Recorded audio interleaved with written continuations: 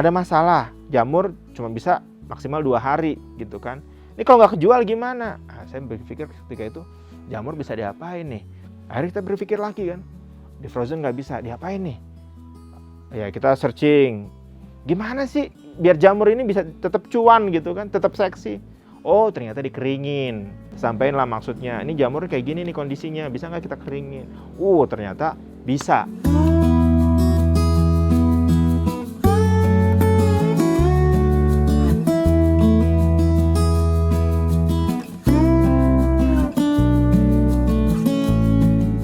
Halo, saya Helmi Nur Jamil, CEO dari Jamur Halwa. Jamur Halwa ini lokasinya di Ciawi, Bogor. Sebelumnya saya lama di dunia ASN ya. Jadi saya dulu itu penyidik di KPPU gitu. Jadi emang latar belakang saya itu, saya sarjana hukum dari Universitas Padjadjaran. Terus ambil juga magister hukum dari Universitas Indonesia.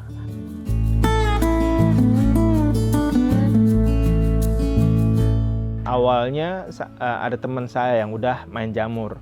Dia budidaya skala kecil sih, kapasitas 5.000 backlog tuh, sambilan kerja. Alhasil lumayan dapat nih perputaran, dapat profit gitu kan. Nah dengan sambil kerja aja sebetulnya udah menguntungkan. Nah waktu itu saya pemikirannya sederhana. Berarti kalau misalkan saya fokus, nah terus sudah bisa main dari hulu sampai hilir, berarti kan cuannya bisa lebih besar lagi gitu kan. Kalau di Jamur Halwa itu sendiri kita fokus ya ke jamur tiram. Kenapa kita fokus ke jamur tiram? Pertama dari sisi demand. Jamur tiram ini masih minus 10 ton untuk wilayah Jabodetabek. Itu baru kita berbicara pasar tradisional. Kita belum ngomongin pasar F&B, pasar olahan, pasar industri, pasar ekspor. Jadi sebetulnya untuk demand itu masih sangat-sangat luar biasa tinggi. Saya cek beberapa komoditi kayak ayam, daging sapi, itu PMA semua yang udah main dan modalnya mereka besar-besar. Di jamur rata-rata itu petani masih petani konvensional. Dalam arti mereka cuma main skupnya itu budidaya, panen, jual, selesai. Segmennya cuma sampai situ. Kenapa saya pilihnya jamur? Karena itu jamur menarik. Kenapa menarik? Dia bisa hulu hilir dan panennya tiap hari. Jadi kalau menurut saya, wah jamur nih liquidnya lumayan gitu kan. Maksudnya dalam artian kalau kita tanam misalkan jagung gitu ya, itu kan butuh waktu 3 bulan. Baru kita tahu nih kita panen berhasil atau enggak gitu kan. Sama 3 bulan itu deg-degan gitu kan. Taunya udah 2 minggu lagi mau panen, taunya diserang sama tikus, habis ya kelar gitu kan, bisa 0. Makanya kan istilahnya kalau di pertanian itu atau di agro itu high risk high return.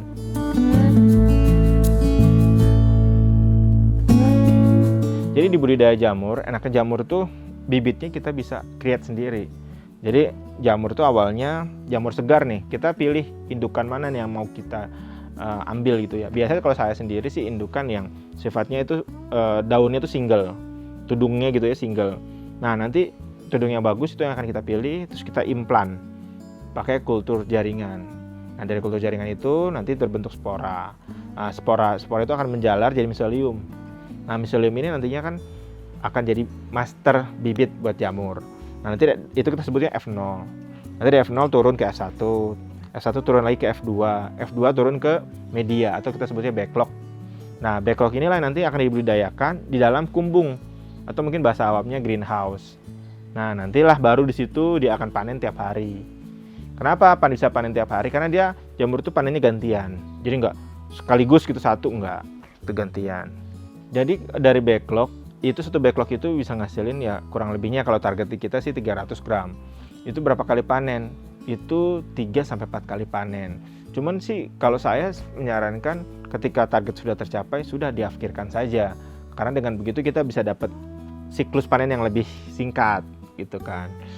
Nah terus enak lagi di jamur ini kalau misalkan tidak terjual, kalau di tempat saya itu akan kita jadiin jamur kering. Makanya kalau ditanya sama kawan-kawan gitu ya, apa sih yang bedain Jamur Halwa dengan petani jamur konvensional lain gitu ya, kita itu menawarkan konsep yang berbeda. Kita nggak main di single segmen, artinya cuma budidaya, jamur fresh, jual, selesai.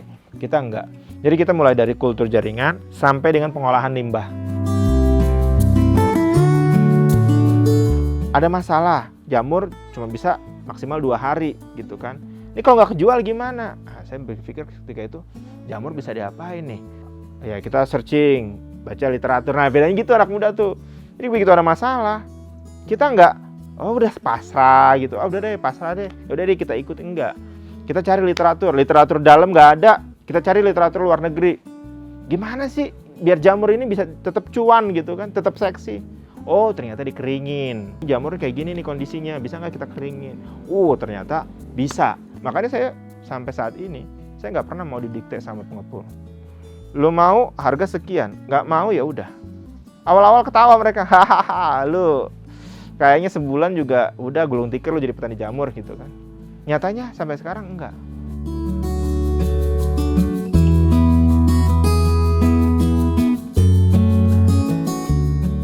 Jamur itu kan meninggalkan limbah. Limbah apa? Limbah backlog. Betul. Ini backlog mau diapain nih? Menggunung gitu kan. Saya berpikir ini pasti ada jalan keluarnya nih. Kita baca lagi literatur. Jadi apa ini kan? Media budidaya cacing. Sebetulnya bisnis cacing itu udah lama juga. Dari tahun 90-an udah ada bisnis cacing. Cuman di literatur domestik di Indonesia, rata-rata teman-teman itu cuma memanfaatkan daging cacingnya saja. Sebenarnya kalau di bisnis cacing, apa sih sumber pendapatan? Menurut saya ada 3 ya. Cacingnya itu sendiri, kotoran cacingnya sebagai pupuk, dan yang ketiga, ini yang paling menarik, tapi masih sangat-sangat jarang banget nih yang main di segmen ini. Budidaya limbah organik atau sampah. Sampah itu pasti bayar. Tiap orang tuh pasti bayar sampah tiap hari. Mau itu orang perorangan rumah tangga, mau itu industri, pasti bayar sampahnya. Nggak mungkin ada orang yang, udah deh sampah nih gratis. Nah sebenarnya bisnis yang paling enak menurut saya, bisnis yang bahan bakunya dibayar. Bayangin, kita nih ya butuh bahan baku, dibayar, berarti udah profit duluan dong. Ya kan? Belum ngapa-ngapain udah profit. Menurut saya ini paling seksi makanya. Apalagi pasarnya itu nggak cuman B2C aja, bisa B2B, bisa B2G. Ya kan? Government itu punya anggaran lumayan loh untuk pengolahan sampah.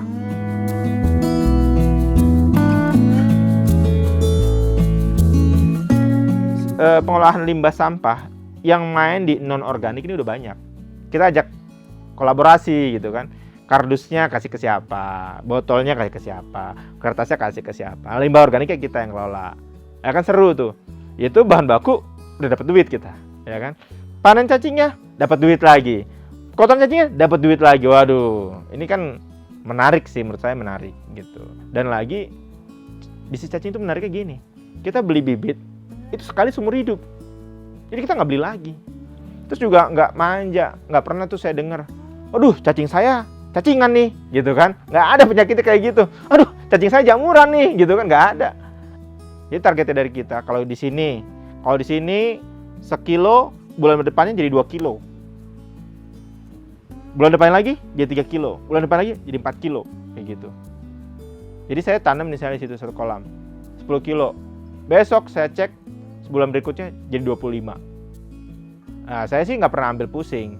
Saya selalu bilang jadi 1 siklus itu bisa 4 kali lipat. Nah, terus Mas cacing ini buat apa sebenarnya gitu kan? Orang tuh nggak ada loh yang makan cacing. Iya betul. Cuman kitanya aja nggak tahu. Yakin nggak pernah makan cacing ya kan? Itu kan suplemen ya. Bisa dibilang juga obat herbal. Nah, jadi kalau teman-teman sakit kepala, meriang, demam tinggi gitu kan, tipes. Nah, ini obat paling mujarab kalau menurut saya ya. Karena waktu zaman-zamannya Covid kemarin tuh yang lagi tinggi-tingginya, anak-anak sini udah. Ya kalau saya bilang, makanya ini kapsul cacing, nggak pada mau gitu kan. Ini obat Covid. Udah pada sehat, obat cacing. Wah, kasihan ya. Ya udah, sampai sekarang nggak ada masalah. Jadi ada 3 industri ya, kita bedain cacing itu. Ada industri farmasi. Itu cacingnya jenis Lumbricus biasanya. Nah, itu buat farmasi. Ada yang kedua, cacing jenis ANC. ANC ini biasanya buat pakan. Jadi pakan unggas, pakan ikan, pakan udang. Nah, ini pakai ANC. Kenapa kok cacing? Jadi menurut penelitian, protein cacing itu lebih baik daripada protein dari ikan, tulang, dan lain-lain. Jadi ikan itu paling cuma 60% ya. Maggot mungkin 40%-an. Cacing sampai 72%. Jadi protein itu besar sekali. Nah, protein ini kan dibutuhkan untuk bibit ya. Jadi biar cepat dia perkembangannya. Nah, segmen yang ketiga ini buat kosmetik, skincare kayak gitu. Wah, skincare pakai cacing beneran gitu kan? Jadi agak-agak nih gemeteran juga gitu. Bener, cuman kita nggak tulisin dari cacing, enzim yang kita ambil. Jadi cacing itu kan kalau dilihat glowing ya, cacing itu glowing gitu kan. Terus juga dia kulitnya kan lembab ya, lembab gitu kan, halus gitu.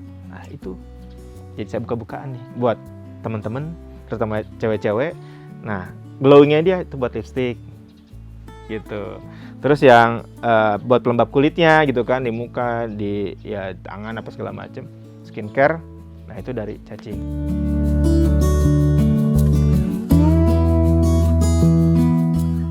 Farmasi itu udah deh, dedengkotnya itu Cina. Dari zaman dinastian sampai zaman sekarang, nah itu farmasi udah Cina yang pegang deh. Nah, Cina minta sama saya, lu ada barang nggak? Kita butuh 10 ton cacing kering. Berarti 100 ton cacing basah. Nyari 100 ton tuh ampun. Oke, salah satu RT RW kita serahin semuanya nih, cari cacing. Nggak akan dapet. Makanya jalan satu-satunya budidaya. Kalau kita bisa integrasi ya kan, cacingnya kita jual, pupuknya kita pakai sendiri, berarti kan biaya efisiensinya udah luar biasa ya kan.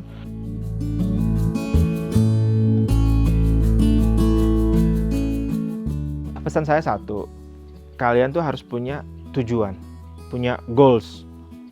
Karena kenapa? Kalau kita punya tujuan, kita pasti akan sampai ke tujuan itu.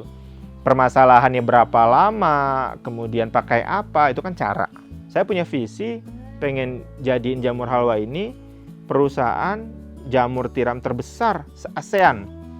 Gitu di tahun 2029. Perkara itu sampai atau enggak, ya ini kan bagian dari ikhtiar ya. Saya akan mengusahakan semaksimal mungkin supaya sampai gitu kan. Nah tentu dalam perjalanannya pasti ada lika-liku nih, ada jatuh bangunnya gitu kan. Nah tapi ketika kita udah punya tujuan, kita nggak akan belok kanan belok kiri gitu. Tetap tujuannya satu, udah ada tuh. Jadi kalau polanya udah kayak gitu, saya yakin ke depan petani-petani muda kita itu akan ya ada idola baru, akan jadi satu pekerjaan yang emang diimpikan oleh generasi-generasi berikutnya.